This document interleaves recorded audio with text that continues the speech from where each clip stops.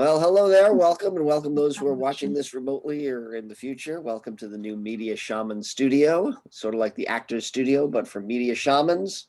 And this is a rebranding of the Conscious Movie of the Month, an event we've been doing for about a year and a half every month, where we take a conscious film or a conscious TV show or some other conscious work of media and try to kind of analyze it and bring it to life. And we're kind of expanding our thinking on this into the whole notion of a media shaman, who is someone who uses media to heal themselves and to heal others and heal the world, society, and just in general, someone who uses media in a conscious way. So maybe Mark, you can bring us up to date a little more and introduce what we mean by media shaman. That's yes. I heard a tone. Somebody's calling. All right. Well, it's interesting. For the last few years, we've been holding what we're doing as transformative media or conscious media. And I was always kind of like feeling like there's something else, like we're doing something else, as it's been evolving, as we've been like teaching the work and all that, it's been evolving from the contribution of the participants. And something was emerging that was beyond those kind of titles.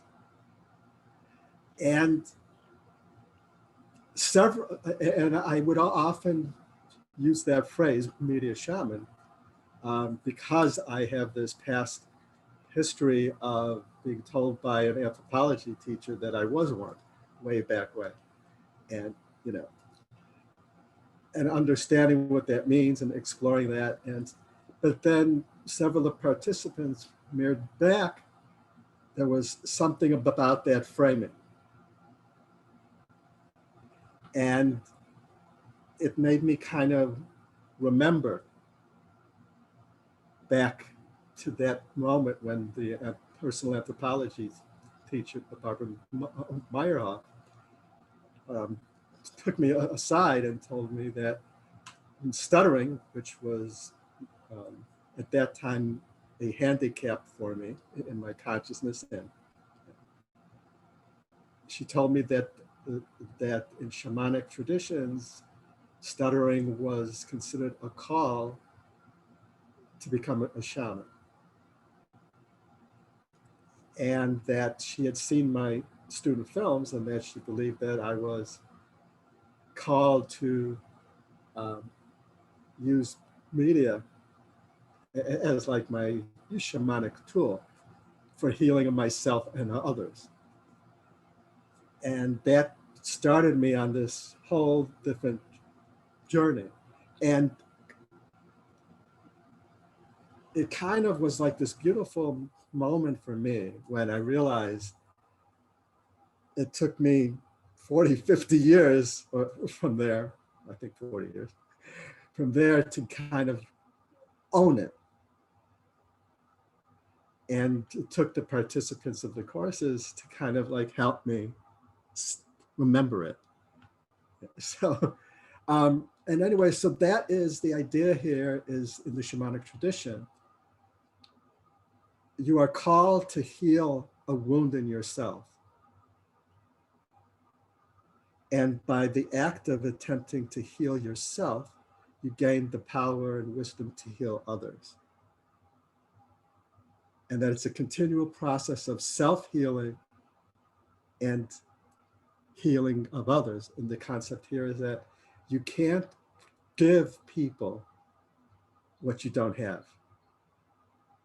And that connects to the idea that we have in social movements of you have to be the change. So we can't speak about transcending polarization from a polarized perceptual field.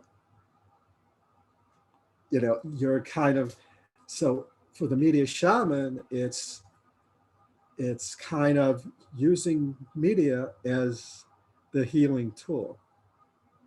Just like shamans in primal cultures and traditions use what's around them, the tools of their existence.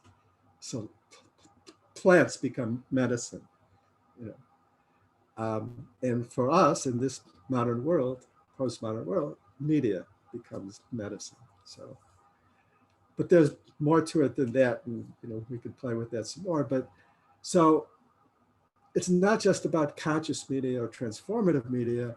It is this simultaneous transformation of self, other, and world that really our courses and what we're trying to teach and all that is kind of like a foundation of the methodology.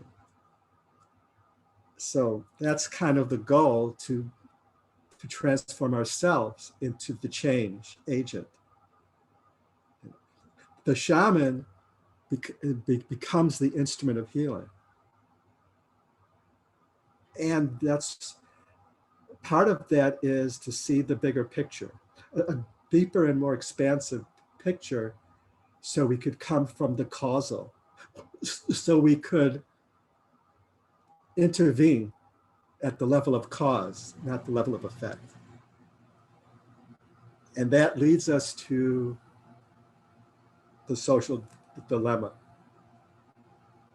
But before we get into that, I just want to play with a really short little perception practice.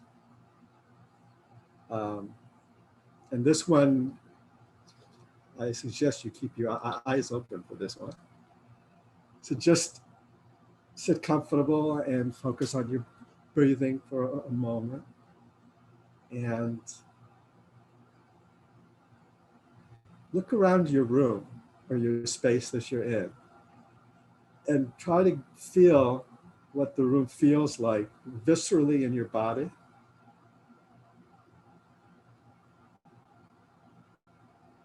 How do you feel in this space? Viscerally, emotionally, mentally, like just try to feel into the field that you're in this physical reality.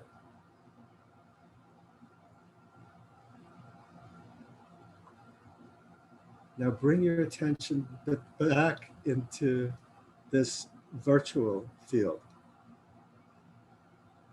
and really kind of focus on the screen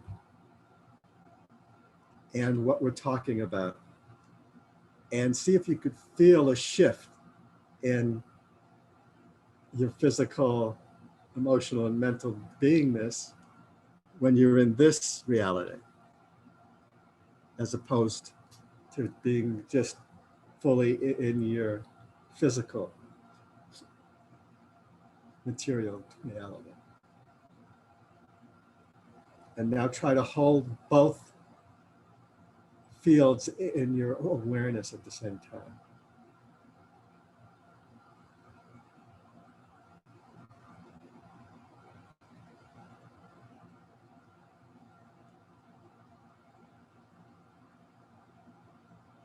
So that was just a little bit of a play in terms of when we are in the virtual world. Now this is a semi-virtual world. We were just talking with Michael earlier about virtual reality, VR.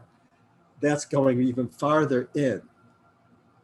And one of the things, I think the social dilemma really kind of tackled this dimension really well, in that what happens when we get lost between these two realities.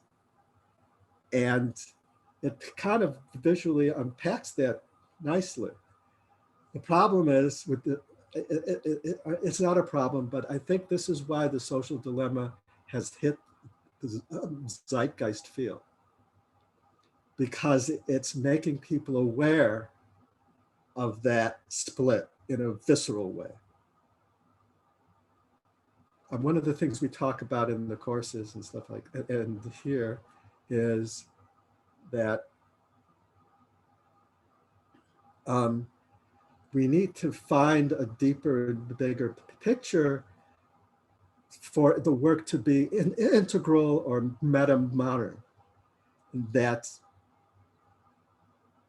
one of the key dimensions of those works, and one of the key dimensions of the media shaman, and how we as media makers or consumers even can really understand what's really happening and what we really want to say. And so I just wanted to unpack that real quick in terms of the war on consciousness, and then we'll open it up. I often talk about that every problem is a problem of consciousness.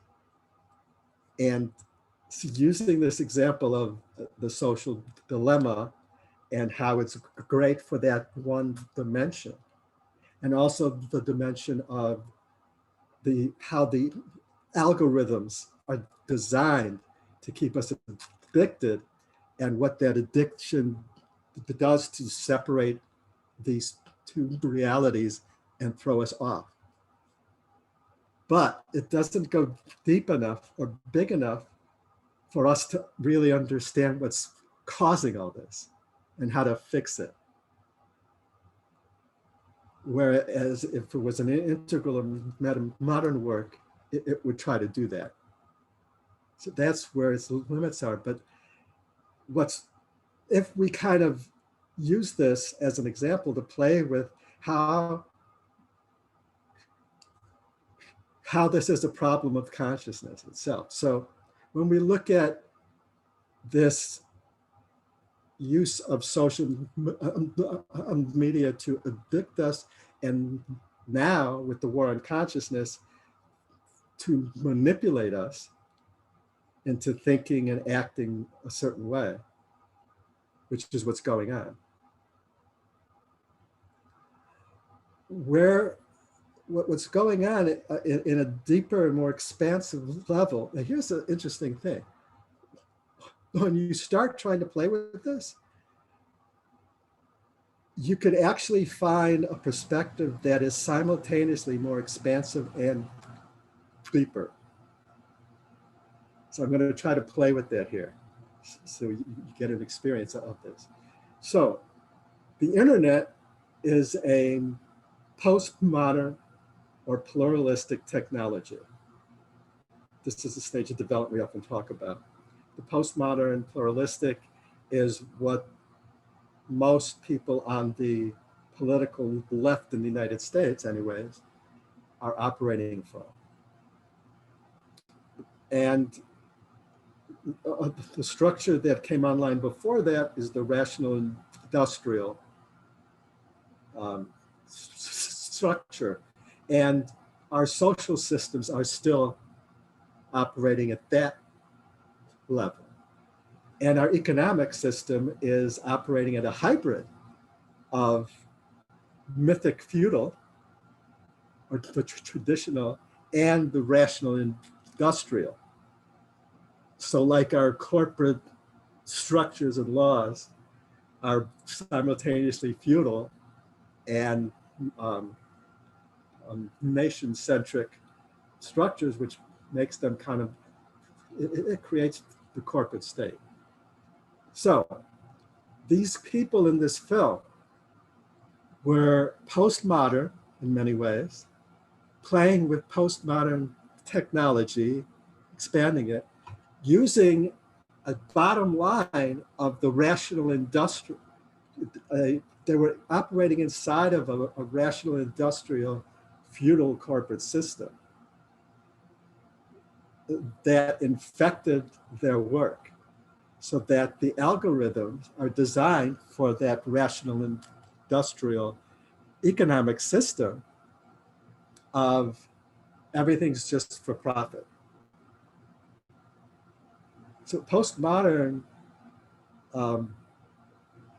is aware of the individual and recognizes each individual's subjective value, whereas the rational industrial tends to look at at consumers as products, as, as objects to manipulate. So that frame of consumer as objects to manipulate was translated into the algorithms of a postmodern platform, a structure. So what that did is it created a situation where you've got this technology that can manipulate us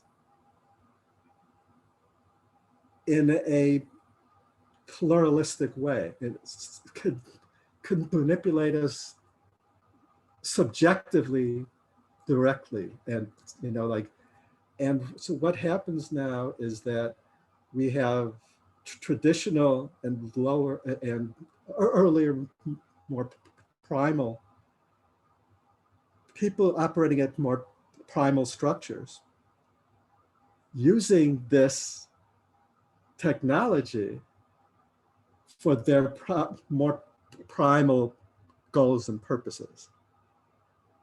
And the technology they're using is social media, which is a pluralistic technology, and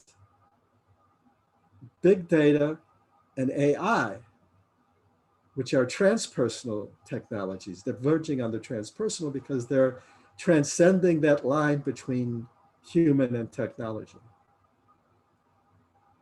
Big data is trying to create a big brain, as is AI is trying to create an artificial human brain.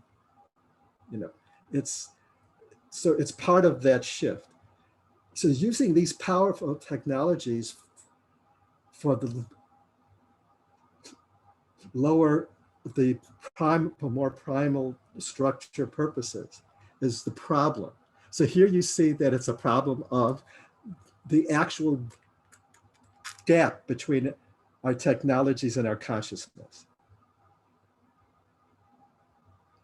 So every problem we have is because of this. Our technologies are pushing into the transpersonal, but our collective consciousness is a civil war between the traditional and pre-traditional structures, the modern rational industrial and the postmodern pluralistic.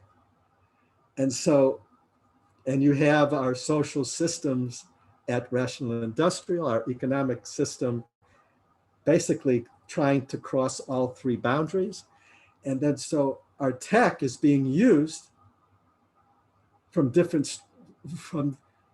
structures of consciousness that don't, the moral line of development is not at the appropriate level for us to understand how to use it appropriately. So these guys who were designing it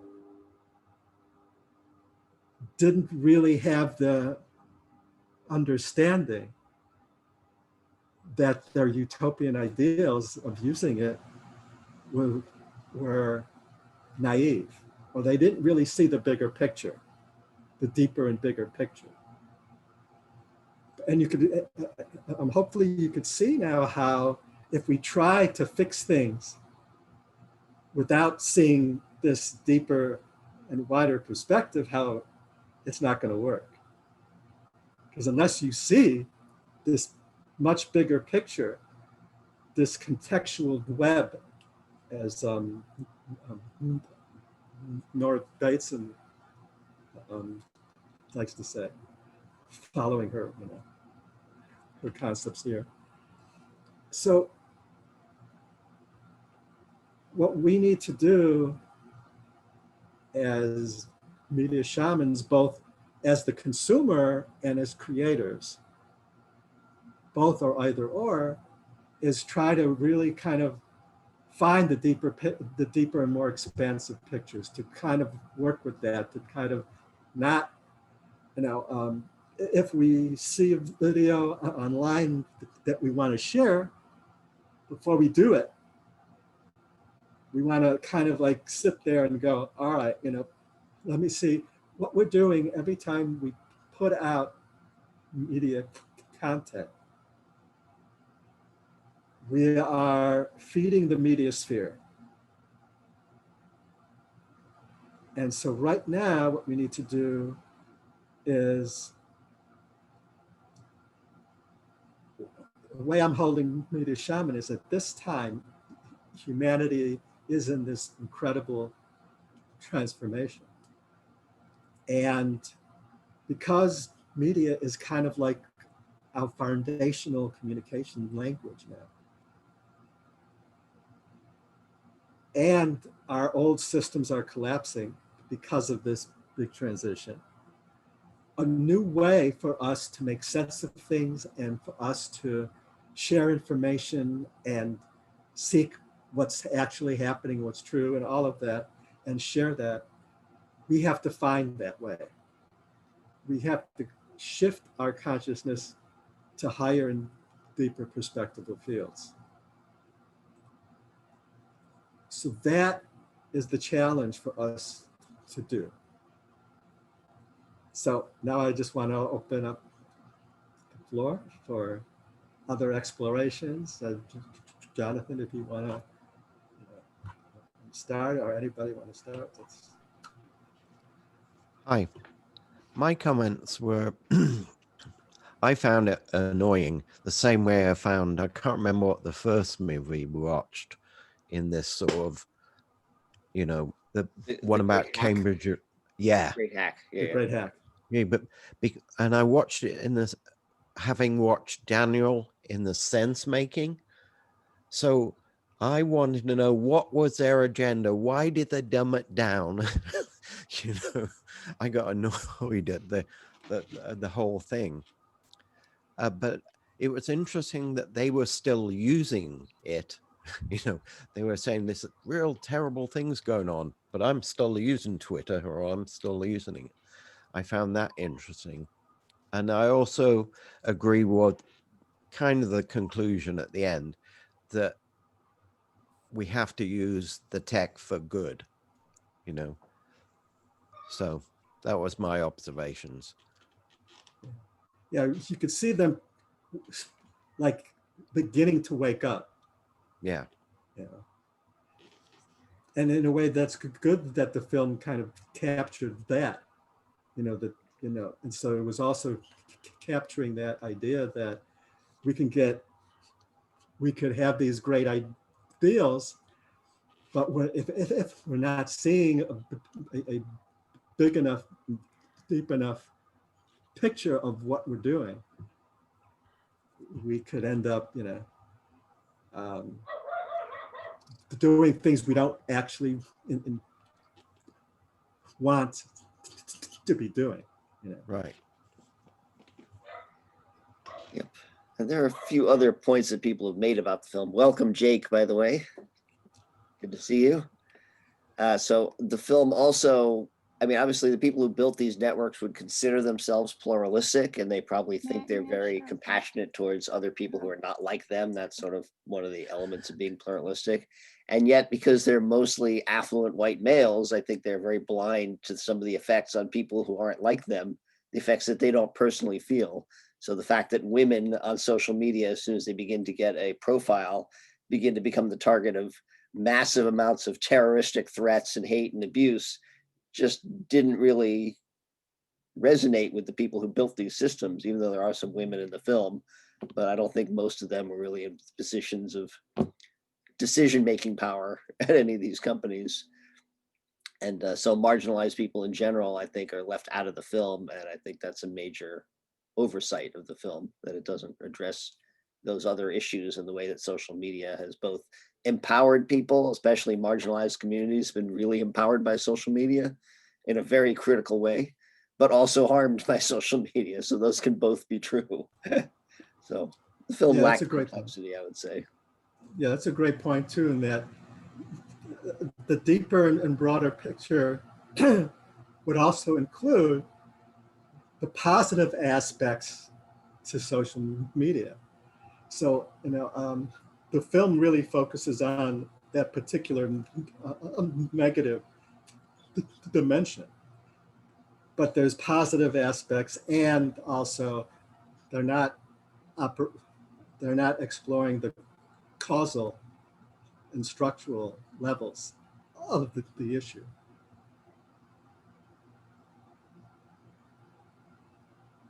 Yeah, Kelly? Yeah, sure. Yes. Right, so I actually haven't had a chance to watch the documentary yet, but I would like to. But I know it's just a subject that's extremely fascinating and very contemporary. So I think I was actually had a thought earlier, when we were just a few minutes ago about how of Frankenstein's monster, Mary Shelley, the novel. It almost feels like social media is a bit of a Frankenstein's monster, in a way that I guess like most technology, it's like we didn't. It was kind of more maybe out of experimentation. We don't, and because we don't really know what the future ever holds, that we weren't the Victor Frankensteins of the social media world. They weren't really. They wouldn't know the full impact that it had in the world. Like the monster, it's not necessarily bad or good. It's just existing and exploring. And I feel that the social media definitely there's a lot to criticize from it, from surveillance and all this, but I agree with you 100% that it can be used for good, for sharing information, for community organizing. And I just think we're on like you said, I really feel it's a problem of consciousness. And I mean, I guess there is also like addiction issues and things like that, but I think that I try to be good in it as well, and just for sharing information and keeping connected with people around the world. Because I don't think that maybe something like this discussion we're having now probably would be very difficult without social media, although we probably would have other. That's right. That's right. I love that metaphor of the Frankenstein monster. Really, one of the things that's fascinating to me, if we even expand Sorry, the I bigger don't and think my bigger. internet connection is very good, so I got this. Yeah, that's okay. But yeah, that's it for me. You sure? Okay. Yeah, Well, I agree with you, and in an honest way, it's like in the bigger picture, an even bigger picture, this had to happen. It's part of the transformation itself. Everything that's happening, including this, we're learning as a collective. So this is a great example here. It's like what Einstein was talking about, when we can't solve a problem from the consciousness that created it. So when we're at the cutting edge, exploring these new technologies, we're pushing the evolutionary envelope. And we can't know the problems that it's going to create in advance, because it's beyond the consciousness that we're fully operating at. Once we put this out and the technology spreads, there's no way to predict, because we're at the edge of our own consciousness, creating these texts. We can't see the other side of it. But the good news is that it's part of our spiral of the transformation. So an example is here. It's like, so we've created this technology from that hybrid of feudal corporate structure and rational and industrial economics and all that. And we turned it into this, monster that also is incredibly transformative and powerful for the human species as well. And then what we've got is our current war on consciousness, which is actually, they call it nonlinear warfare, what's going on.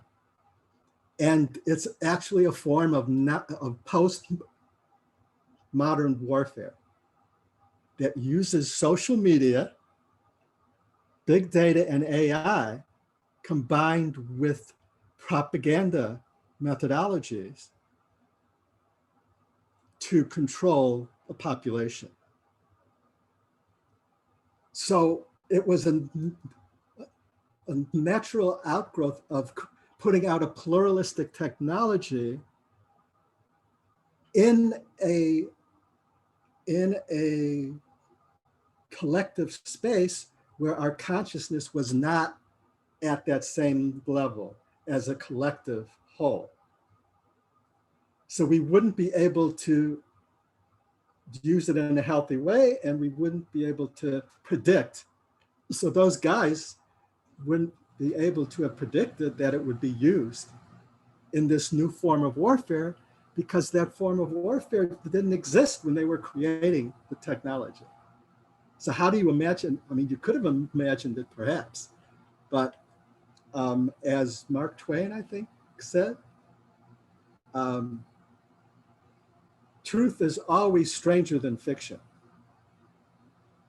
because fiction, after all, has to make sense. But it's not just fiction. It's like when we imagine things, we tend to imagine things and project into the future in a sensical way for our consciousness. But when we go through these, what we call tetra-evolutionary processes across all main four domains of our existence, it becomes much more complex. So the war on consciousness is actually, and the same as the war on sense making that Daniel Schrattenberger and others are talking about, actually has an evolutionary purpose for our transition. It's deconstructing our collective field. It's deconstructing all of our old paradigms, and it's pulling up our old shadow material. So now all of our shadow material is coming up all over the place and spewing out all over the place. A lot of people are talking about what's going on. So if you go out there, it's like, yes, we're all talking, a lot of people are talking about that we are in the middle of a transition. And that's all because of social media, that we are talking together across the planet. Like right now, we are transcending the nation-centric structure, because in these Zoom conferences that people from all nations and, you know, in different time zones and different seasons, we're talking to each other. This is how technology helps us evolve. Yeah. That's actually a good preface to a question I wanted to ask you guys about this. There's a fellow that I follow on Twitter. You guys may or may not know about him. His name's Benjamin Bratton. He wrote a book called The Stack that's very popular among probably like late green, early teal kind of Silicon Valley type folks.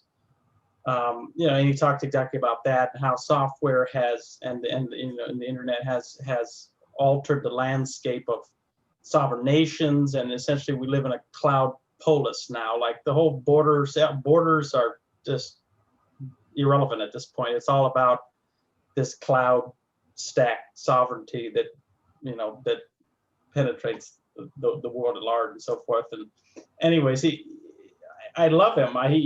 His writing is brilliant, and I always pay attention when he has an opinion on something, and it really stuck with me. He put on Twitter, oh, by the way, the social dilemma is excruciatingly bad. And I'm like, that's really, because here's a guy I respect, and his opinion I really admire, you know, because he's a deep thinker, and he seems to be on the edge of a lot of like the evolution of technology and all this. Very, very, you know, keen critical voice. So what's the deal? And then he did clarify in a subsequent tweet. He said, the problem is not that romantic, narcissistic, bourgeois, liberal individualism has been tainted and distorted by bad man with bad machine. The problem is romantic, narcissistic, bourgeois, liberal individualism itself. The movie is a creepy love letter to it. So I'm really interested in what you guys think about that. That's great. That's great. I love that actually. It's in a way, yeah, that's one of the things that's like, just like the situation we're in and everything else, this film does explore territory that hasn't been explored before, but it's got a lot of flaws and drawbacks. And one of them is they're not aware. They're beginning to wake up, but they haven't fully woken up yet. So they're still inside that they haven't woken up to the corporate state field that's affecting what's going on. They haven't woken up, to all of these things. And what he's talking about specifically, absolutely. So it's kind of like we have a picture of people in the middle, like beginning to wake up, it's like, and so they're projecting that they haven't yet seen the deeper picture and the bigger picture. And so that's kind of was my assessment was, and it does focus on the addictive quality, and it does give us a visceral example of the separation of the two realities. And I think that's the reason why it's so zeitgeisty, is it's helping people wake up to that. But because the film itself is not fully woken, it can't fully waken, and it can't really touch on the causal. So I fully agree with his assessment of it. But I would add that the film does do an important contribution, contribution into the field. I thought it was a necessary step, right? It's Yes. like, okay, we're not at 100% enlightened, critique yet, but it's like we're getting there. Like this film was very popular. It stayed on the top 10 charts for Netflix for a couple of weeks. So that's good, right? We're getting people, bringing awareness to the fact that our fucking psychology is being hijacked by these companies. Yeah. And so, as you said, it's a needed step. Mm-hmm. And that's, in a way, it was perfect as it is, because it might not have reached all those people if it tried to do the fuller and the deeper picture right away. Yeah. So perhaps we needed it to get out there with just that focus, with just giving us the feel, the visceral in our body, like, oh shit, this is happening to me. Because that's really the beginning of, okay. So there's got to be like a sequel. That's it. Yeah. But Yeah. So if you were to, go ahead. Let Kelly in again. There we go. It's also worth noting, though, I mean, people like Cory Doctorow is a critic of big tech, but he's also very skeptical of a lot of their claims that they can manipulate people into changing their behavior. And a lot of that, he thinks it's to their benefit to claim that, because their whole goal is to get advertising dollars. That's how they pay their bills. So they're going to claim a lot of powers that, without a lot of evidence that they can do it. There's no question they figured out how to make it sticky, to hold people into it. And that's the best thing that this film really viscerally kind of points up, is the way that social media is sticky. And I think a lot of people watching it had this sort of shock of recognition, like, oh man, I really do spend way too much time on this, and it's too much conflict. But I think also a lot of people watching it might get the wrong impression that there's more evidence than there is, that this actually is manipulating populations rather than just finding existing populations and allowing them to find each other, which has great benefits and also great dangers, because the same thing that helps trans kids find each other and find a community also helps white supremacists find each other and find a community. And it does tend to incentivize groups to stay on as well. So it's too bad the film's not more complex, because it could have done what it did on the one level, but could have also had those other levels working more deeply underneath it. in sort of more subtle ways, but it's very difficult to do that. So as you say, Jake, I'm glad the film exists because it was a catalyzation for a lot of people, I think, and for a conversation, and it's happening right as this move is on about whether we should break up big tech. Well, I don't think the problem is big tech. So, it's. Well, yeah, there's a tech Yeah. dominance issue, though. Monopolies Yeah. are a problem. Oh yeah, that's one dimension of it. Yeah, Mhm. and I don't really agree fully with what the doctor is saying either. Now, an individual company can be pumping up their capacities to affect consciousness at scale like that, but there is the methodologies and technologies that can. So I believe that a lot of people like Dr. may be underestimating that as well, because we have historical evidence of media being used to affect entire populations. So it's, it just in the 30s, the Nazi propaganda films of how do you say her last name? Yeah. Leni Riefenstahl. Leni Riefenstahl. Most historians basically say without those films, the Nazis would not have come to power. So, in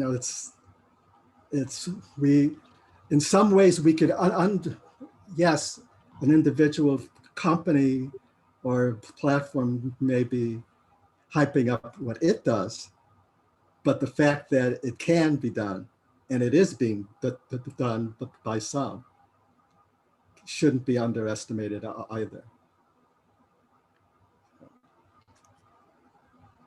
Well, yeah, it's interesting to see the overlap too with the whole Cambridge Analytica thing scandal, right? Because I mean, to me, that was more of the Nazi stuff going on there, right? It's like you have Facebook, that's collecting all this data and then selling it to Cambridge Analytica so they can very strategically target, the areas of the country where the vote matters, actually, those swing states, and promote people like Trump. And I mean, you could argue that really that's what swung it. Really, it was because of the money that was poured into, Cambridge Analytica to boost Trump in those swing states that actually got him elected. He didn't win the popular vote. So yeah, I mean, there is something very sinister about all of this.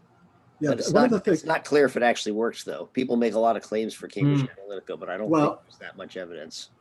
That's an important point to make. And there's also hundreds of other companies like Cambridge Analytica, it should be said. They're not the only company. They just became became the topic of discussion, but this is a huge issue.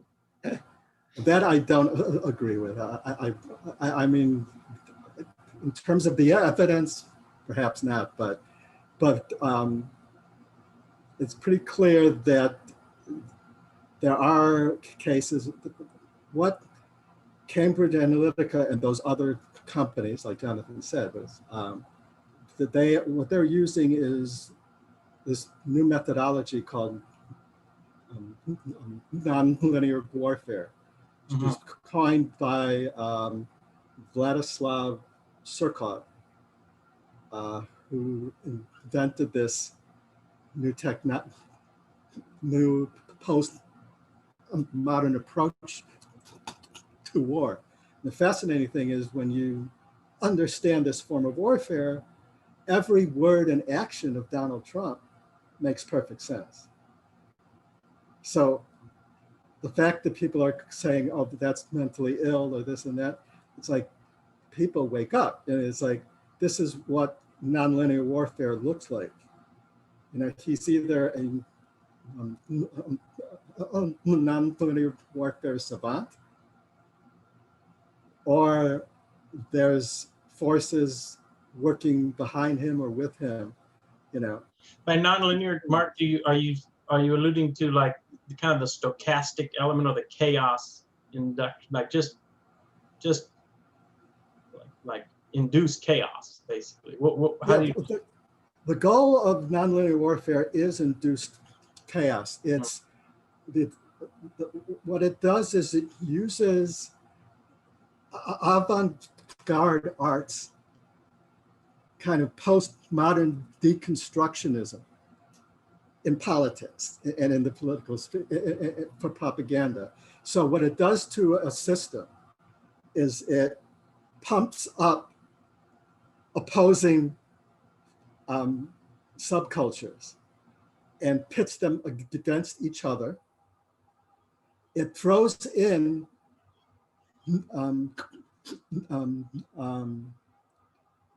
all sorts of extreme conspiracy theories and narratives.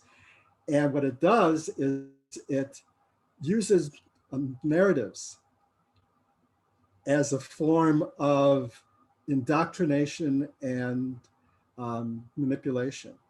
So the QAnon phenomenon is a beautiful example. I'm not saying it is or it isn't, but it's a perfect example right out of the playbook of nonlinear warfare, which is basically you use a narrative they call it a niche narrative, to target a certain niche of a population that triggers them emotionally against your political enemies to such an extreme. And what this particular psyop is perfect for preparing for the next phase of the authoritarian takeover. So in this protocol from nonlinear warfare is you create the chaos, you pit people against each other, you deconstruct the society itself, you make sure that that nobody could figure out what's actually going on because there's so many different scenarios, and you've kind of polarized the field so much and inundated it so much with madness and craziness and wild things. It's like you throw everything in that nothing can stick. And then after you take the second election comes the trial phase, where you bring all of your political enemies and anybody who could stop you to trial. And you prepared for that trial with the niche narrative. Now you see the QAnon niche narrative is infecting the political system by people who believe in it are actually running for and getting political office. So we could see how there is a perfect laying the groundwork for the trial phase.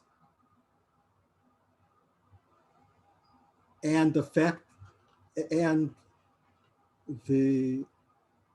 this last week is a great example of how the old system and the old construct field can't really perceive what's going on.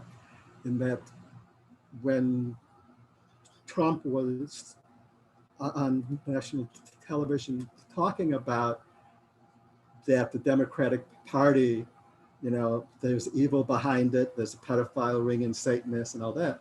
That's a direct communication to the QAnon field. And you could see how the media sphere has been weaponized against even seeing what's happening.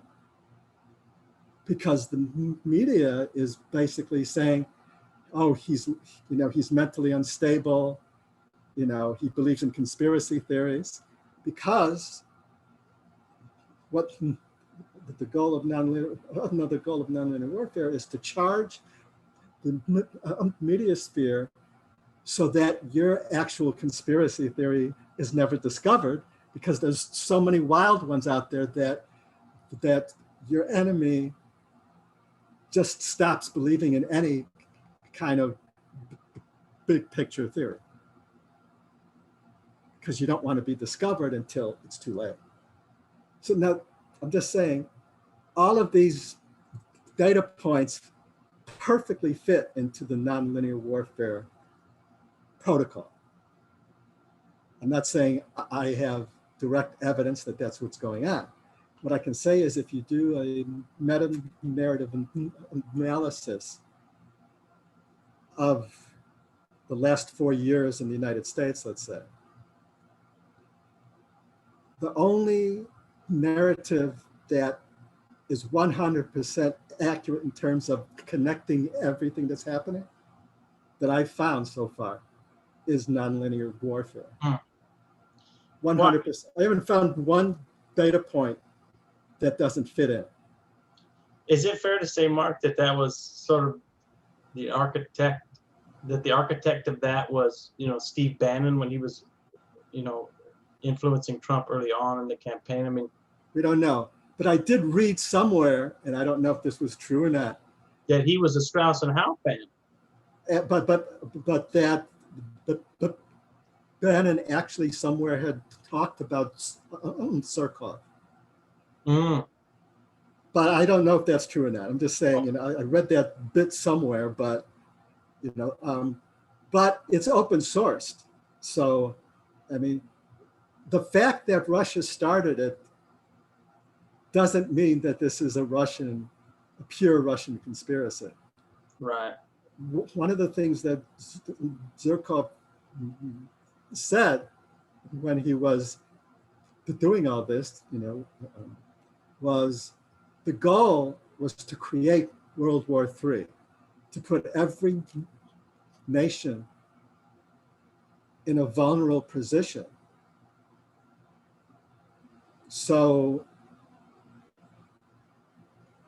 and the construct behind that was a perception that the neoliberal world order, was stopping them, and at the time this was Zhukov and Putin, to do whatever they wanted to do. So they were perceiving it as suffocating their own freedom.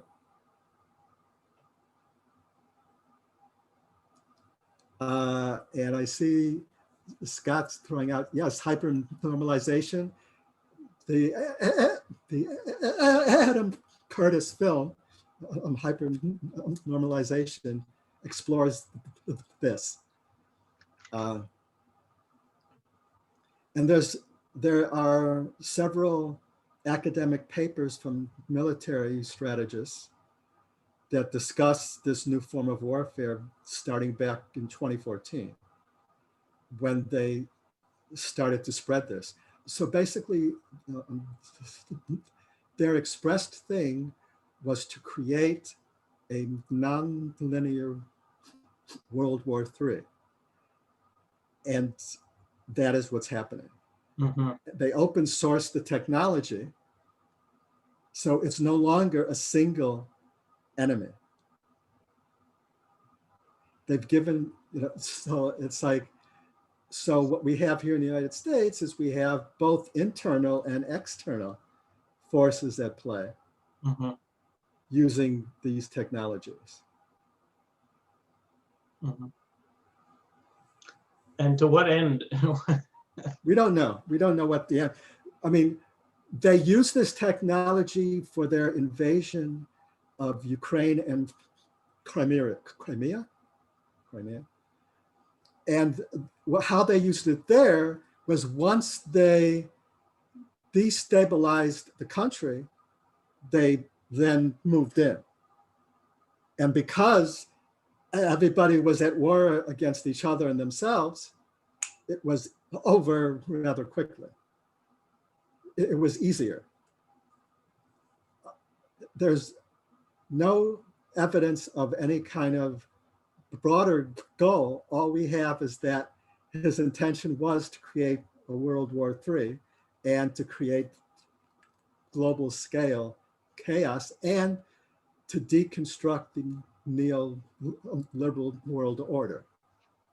Now, if we take an even bigger picture, this is actually happening as part of the transition. So it's an actual deconstructing the nation state's system. So this was kind of bound to happen when you have a pluralistic technology out there created within the gap between our collective consciousness and the technology itself. Nonlinear warfare was going to happen. Mm-hmm. So whoever started it doesn't matter. Mm-hmm. What matters is that this has been unleashed. Yeah. So And it's just like the evolutionary force of agape, just pulling it back into like, yeah, hey, we did monarchies forever, so that basin of attraction is just pulling society back in this liminal phase that we're in. Right. And so this is all part of the deconstruction and part of humanity's exposure therapy. Mm. So That's we're just past an hour, I think, right about the hour mark. So we want to be kind of wrapping this up, but I do want to kind of dig in briefly into what can save us from this. And what can save us from this seems to be collective intelligence, which is no one person can unpack all the different things that are going on, but collectives, like the way QAnon is a primitive form of a collective intelligence, but one that's probably being manipulated from the outside for unknown purposes. But we can create other collective intelligences as well, and collectives of people are much more able to do more meaningful sense making, I think. I don't know if you want to just wrap that up a little with that. Thank you. Yes. So one of the things we look at here is, one, what Jonathan was saying, and what Daniel Schmattenberger and others are talking about is we have to learn this new form of sense making as individuals, but we also have to form sense-making collectives where we're working with collective intelligence to really understand the bigger, deeper picture and be able to respond from that. And also, if you look at the media sphere at this moment, they've weaponized every level of intervention up through the social level. The only levels of intervention that they haven't weaponized against itself is at the meta narrative level, the meta level. So that's another key, is that we need to be coming from a meta narrative level in any kind of intervention. So we need to be coming from, there's the various forms in this level, and we unpack that in the toolkit that we just put out. That the meta level is kind of where you get into the social systemic evolutionary perspectives, collective self perspective, things like looking at what's going on as part of this grand transition and exposure therapy for us and all that. Those are meta level narratives, perceptions and narratives. And if we're coming from that level and we're doing it in a collective intelligence field, we can counter big data and AI and what's happening with an understanding of what the tools are that are being used to manipulate us. So we have to also kind of become a student of how media affects us, and we won't be as affected. So, I mean, in the toolkit, we've tried to take a lot of the new understanding of this emerging form of sense making and try to put it into a very simple kind of practical application, and also really trying to unpack this how to intervene from these higher and deeper perspective of fields. Do you think, Mark, do you think we'll be able to do that? Sorry to run over, but do you think we'll be able to do that without, because it does seem like, you know, from the ensoulment perspective, like our society's still kind of stuck in the tragic, right? So I fear that we have to kind of go through into the post-tragic to even get to even bother, you know, with that cognitive development stuff. That's a great point, and that's a really important point. And what it is that we cannot alleviate all the suffering because we need to go through this lesson. But what we can do is limit the suffering to just what's needed for our collective lesson. So we could, understanding that this is exposure therapy, that humanity needs to, like us as individuals, sometimes we need a trauma for us to have a deep shift in all three brains. You know, it's like we have to get it in all three brains. And so collectively, humanity has to get it in all three brains. Mm-hmm. So we will definitely have to go through trauma. There's no way around it. But if we are aware that we're going through this for that purpose, it changes everything. See what I'm saying? Yeah, good point. If we make that an object in our awareness, it will not destroy us. Well, there's the platform for the next group of leaders. That's If I the may mission add for as the Media well. Shaman. Yeah. What, Kelly? Sorry. No, yes, I just wanted to say that because the trauma is inevitable, that makes it all the more necessary to build community, because that's one of the best ways for healing the trauma as well, and integrating and learning as well. Yes, we have to help each other. I just feel like I think it's our, yeah, definitely. And as the self-appointed or self-discovered media shamans, we can use the knowledge that we gain from investigating this new technology in order to like create alternatives as well, to propose something different in the world that becomes legitimate and becomes an object in the collective awareness as well. So it's not just black and white, there's actually a much more. So yeah. Thank you. So Thank you for in a sharing way, all of this. I have to watch this documentary. So in a way, what we have to do is kind of simultaneously, and this is already happening right now across the planet. There are explorers exploring what's next. Trying to build the game B system. Very fully into that understanding and all that. The game B, or Michael talking about the experiments that Burning Man is doing in virtual reality. All across the globe, people are exploring these further frontiers together. And as media shamans, the goal for us is to kind of help, help kind of limit the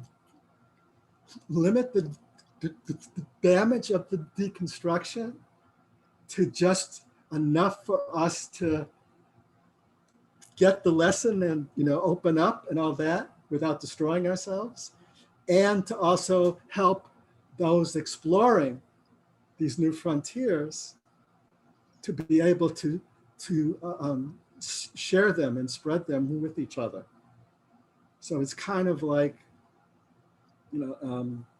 it's kind of like we have to kind of perform triage as we go through the transformation. But more importantly, even if we're not creators, what we put into the field can have an effect. So we have to kind of watch if we're sharing polarization.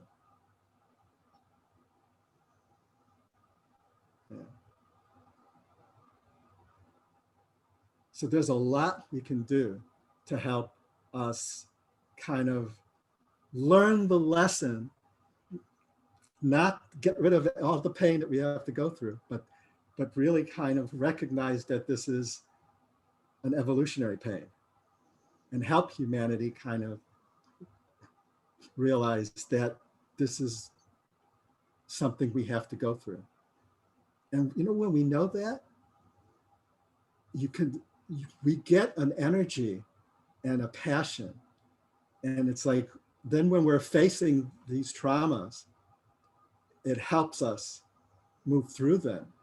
And it's like, you learn the lesson much faster when you recognize you're in what Arthur Eschler calls a transcendent educational process. So we are all going through a transcendent educational process because all of humanity is going through that. And when we're holding that and acting out of that, you could see how our intervention is kind of working more at the causative level.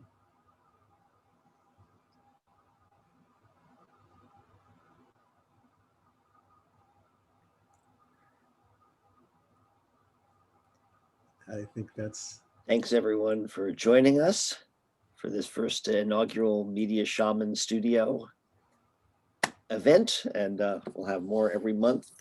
Third Sunday of the month is the Media Shaman event. Yeah, third Sunday. Third Sunday of the month at noon. We haven't yet announced what next month will be. I don't think we know what next month will be yet. No, we'll just see what happens in the field, man. You know, Exactly. Okay, well, everyone, thank you so much. And the Media Shaman Toolkit is now live, so it's 5 hours of us spewing around and again, but basically trying to give out, you know, kind of like a toolkit for us to like have to be able to do this on the ground, on the fly, you know, in the middle of this wild ride that we're called to ride. Yep. So everyone, please Have a stay good safe, month. stay well, stay awake. Thank you.